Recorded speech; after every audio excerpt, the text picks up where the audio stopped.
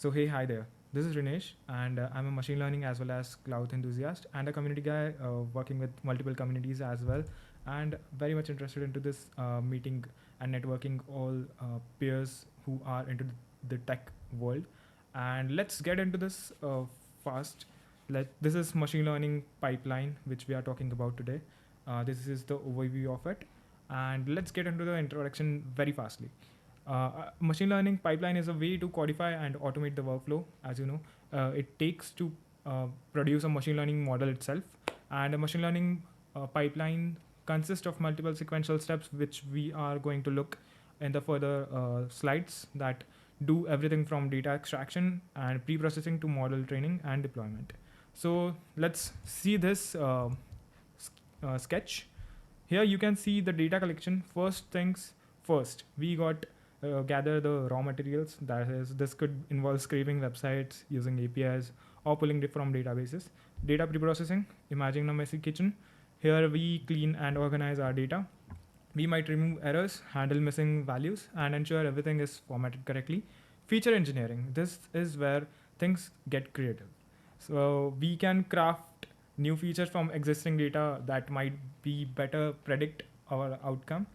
Think of it as adding secret ingredients to our recipe to enhance it, right?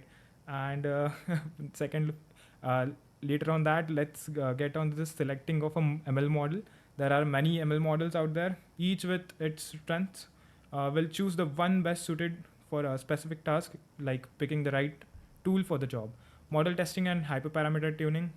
We train our model and test to like how well it performs, right? So hyperparameter tuning involves tweaking the model settings to find the sweet spot for optimal performance.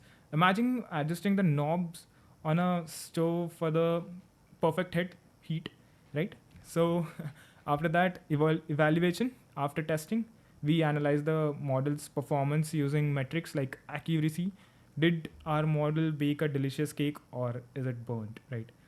So after that, after evaluation, we are going to the deployment section. So finally, our model is up to the snuff. We deploy it. That's it. So yeah, this is all about the methodology, and let's talk about the data collection for now. So as you know that in machine learning, the data collection, or let's just say, take an example. Imagine a recipe for making a delicious ML model. The data collection step is gathering your ingredients like text, images, or numbers. So importance of it is nothing but it is a fuel for machine learning basically. Without good data, your model won't learn well and might make bad decisions definitely. And data collection process is nothing but define like this helps you know the data to collect. Then you gather the data maybe from surveys, sensors, or the web, of course. Once you have it, you clean and organize the data to make it usable for your machine learning model, of course. So yeah, and let's get into this quality and model performance. And like it's like training a dog with only treats. It might only learn tricks for treats, not commands. Data quality works the same for machine learning models. Bad data teaches bad habits, leading to poor model performance. And as you know, the data collection is like gathering experience for your model as well. And diverse data avoids like biases are blind spots. If you only feed your dog treats, it might ignore other commands. Similarly, a model trained on limited data might miss important patterns, which leads to biased results, right? So yeah, this is all about that. So let's see, like there are multiple points which are here, but as you know, we are time constrained. And define objectives and scope. Identify relevant data sources, data collection methods, data pre-processing. We'll look into it, but in a later part. Yeah, there is like clearly define what. Let's have this question for a second, right? So building a machine learning model is like solving a mystery. First, you need to figure out what you are trying to solve. It is predicting customer churn, recognizing objects in image, or something else entirely. So clearly defining the problem helps you know what data to collect, like clues for your detective work or something like that, and determine what data is required to address the problem. Once you know your problem, you can identify the data you need. This data could be anything from customer purchase history to image data sets, right? And later on, let's consider ethical implications as well. So, data collection isn't just about quantity, it's about responsibility as well. Consider where the data comes from and if there are any privacy concerns. Your data is fair and unbiased to avoid creating a model with blind spots. Definitely. Let's get into this quickly. Data collection has internal sources such as databases logs, external sources such as public datasets and APIs. Consider data privacy and access rights as well while you are collecting the data, right? There is manual data collection as well by surveying and annotations. Automated data collection, web scraping, data mining, as you know. Hybrid approaches are there, but we'll discuss it in the next upcoming sessions. Cleaning, handle missing values, outliers. Transformation, normalization, feature engineering. Splitting is train, test, split, cross validation, right? So there are like types of data collections here. So passive versus active data collection, online versus offline data collection, structured versus unstructured data collection. Passive versus active is nothing but like imagine gathering intel. Passive is like observing a situation, collecting data without asking, like website click streaming data. Active is like interviewing, like directly asking users through survey or forms. Yeah. Online versus offline, as you, it's just very easy to interpret this particular thing, which is online versus offline, as you know. So structured versus unstructured is something, but the data can be organized or messy. That is structured, and data is neatly organized in tables or databases, which is structured, right? And for the unstructured, it is like treasure chest. The things are very scattered over all over the chest or something like that. You can take it like that, yeah. So moving on to the next part, data collection is a crucial step in ML pipeline. Quality data leads to better model performance, of course. Consideration of various data collection methods and types is essential. Like, for example, data collection is the foundation of any machine learning project. Just like building a house starts with a strong base, good quality data is essential for building a high performance model, maybe. There are many ways to collect data: online, offline, structured, unstructured, active, passive. Choosing the right method is key. That's it, right? So this was the data collection. Now data pre-processing. Let's get into the data pre-processing. Let's say a chef is preparing ingredients for cooking something. Data pre-processing is like the getting your data ready for analysis. Maybe it involves cleaning up the messy data, like removing missing values or typos. This is crucially because bad data leads to bad results. Pre-processing ensures your machine learning model gets the clearest picture possible. There are many tools in the chief chef's kitchen. I'm so sorry. We can fix missing information, smooth outliers, and even transform data for better analysis, right? So there are like types of it: cleaning, transformation, reduction, discretion. And cleaning is nothing but we fill in missing holes or remove pesky outliers and keeping things consistent. Transformation is nothing but we might adjust portion size or even invent new ingredients to make the data more digestible for the model. Reduction, it is sometimes you have too many ingredients, sometimes you don't. So to make the recipe simpler, it is the possible way to get onto it. Discretization. Imagine chopping vegetables into bit size pieces. Discretion converts continuous data into categories for easier analysis. So yeah, this was all about it. And importance of data processing is nothing but improves data quality, increases model accuracy, addresses missing values and outliers, enhance model interpretability. Cleaning, handle missing values, outliers, as we saw it right now. All right, let's just get into it. Cleaning is handling missing values, detect and remove outliers, impute missing data.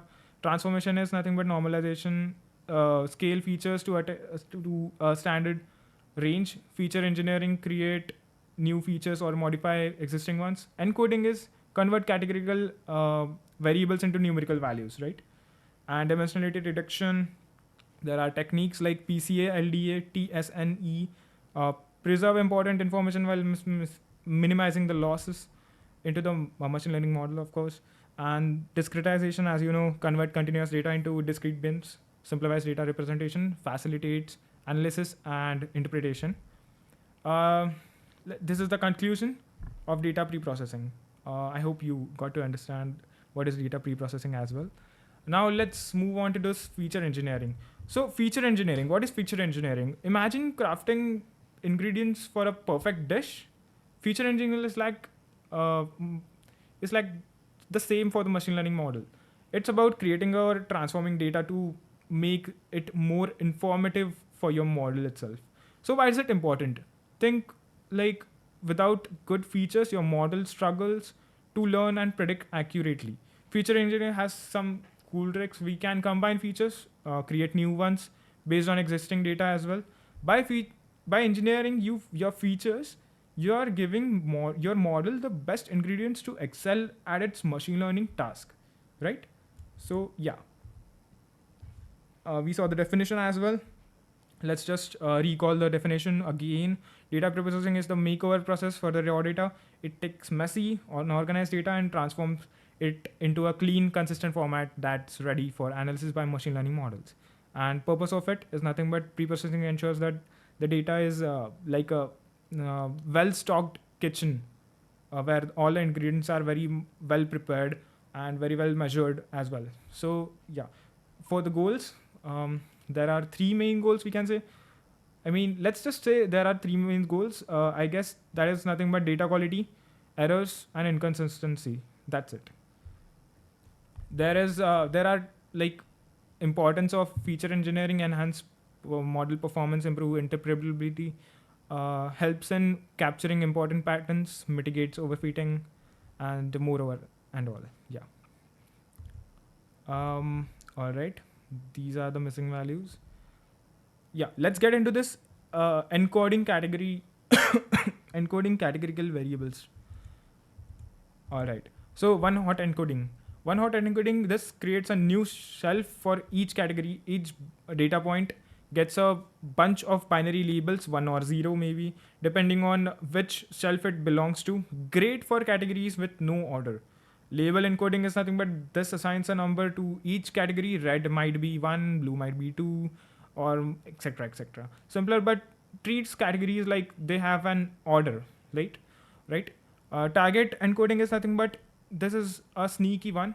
It uses the target variable and to assign it the values of it. Categories that tend to have higher target values get higher encoded values. This can be more powerful, but requires careful handling, of course. So yeah, so sorry for this. There are various type of feature scaling, standardization, min-max scaling, robust scaling. We can create new features with feature engineering, a technique like polynomial features, interaction features, domain specific features. There are dimensionality reduction as well, PCA, LDA, TSNE, as I told you earlier as well. So there is like too much stuff to into the feature engineering, right? So let's get on to this model testing and hyperparameter tuning. So what is model testing and hyperparameter tuning? Let's say testing involves splitting your data and using a hidden portion to evaluate the model's performance or the unseen data, right? This ensures it generalizes well and doesn't just memorize the training data. Hyperparameter tuning and importance is nothing but it's like the oven temperature for your model. Like tuning involves adjusting the learning rate, the number of layers, and etc. things to find the best settings for the optimal performance of your machine learning model. So let's find out about the techniques. There are various techniques for both.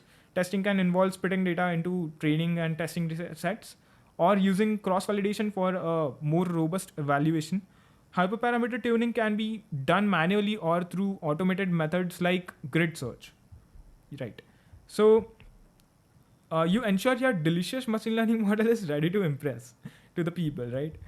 Let's just say like that. Definition, as I've told you, the purpose of it nothing but you wouldn't move in without checking it's stable, right? So evaluation helps ensure your model is reliable and generalizable, not just good at memorizing the training data. That's it. There are goals to, it should be identifying the model's strength and weaknesses, compare different models to choose the best one, and ensure the model performance well on real world data. And let's get on to this. Importance of model testing and hyperparameter tuning is nothing but maximizes model performance, improves generalization to unseen data, prevents overfitting, basically, ensures robustness of the model, right? Overview of the techniques. There is train and test split cross validation. And for the HPT, that is hyperparameter tuning, it's grid search, random search, Bayesian optimization. And this is the particular things. All right, let's get into the model evaluation. We have very low time constraint, so let's just move on to the next thing. So what is model evaluation? All right, so model evaluation is nothing but it is the final exam for your machine learning model. It assesses like how well your model performs on unseen data, ensuring it can handle real world scenarios, not just what it memorized during training. The goal is to identify strength and weaknesses, compare different models, and ultimately pick the champion for the machine learning model, right? This was all about the model evaluation as well. There are importance of model evaluation, that is measures model performance, assesses model generalization, guides model selection and hyperparameter tuning, of course, provides insight for your model improvement. So there are metrics with which we can evaluate our model: classification metrics, regression metrics, clustering metrics, ranking metrics. There are 4 types here. There is like accuracy, precision, recall, F1 score, ROC curve, confusion matrix. These all are the metrics of classification things. And there are regression metrics like MSE, mean square error, mean absolute error, root mean square error, R square score, like mean squared logarithmic error, and etc. And there are clustering metrics like Silhouette score, Davis-Baldwin index, Kalinski-Harabaz index, adjusted Rand index, normalized mutual information, and etc. Ranking metrics are there: MAP, NDCG, precision at K, mean reciprocal rank, and that's it. So model evaluation is very crucial step in ML pipeline because various metrics are employed to assess the model performance across different tasks. It is very important to select the appropriate evaluation matrix based on the problem domain, because as the problem changes, your model can be changed as well. And that's it. Thank you.